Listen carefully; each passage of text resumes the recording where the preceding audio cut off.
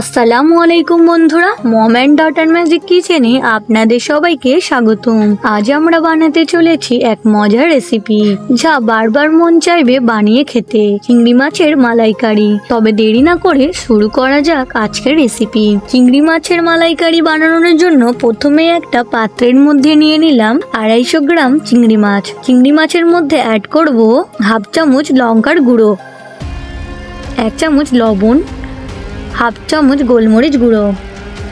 মশলাটা দিয়ে ভালোভাবে মাখিয়ে নিলাম।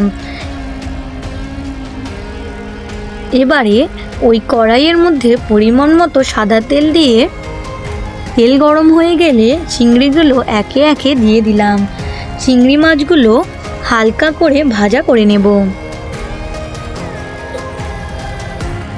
একটা বাটির মধ্যে পোড়া নারকেল দিয়ে ওর মধ্যে ফোটানো জল দিয়ে দুধ বার করে নিলাম।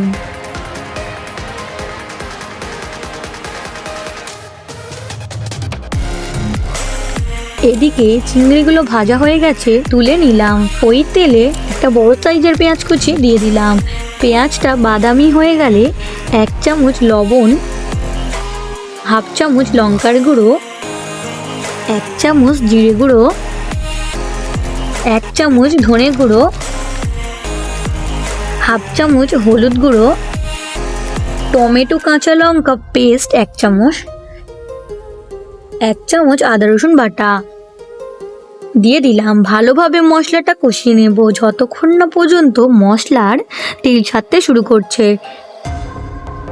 তারপর একটু জল দিয়ে কষিয়ে নেব।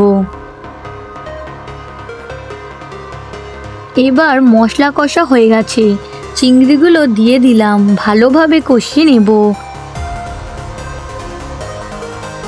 নারকেল দুধ দিয়ে ফুটে উঠলে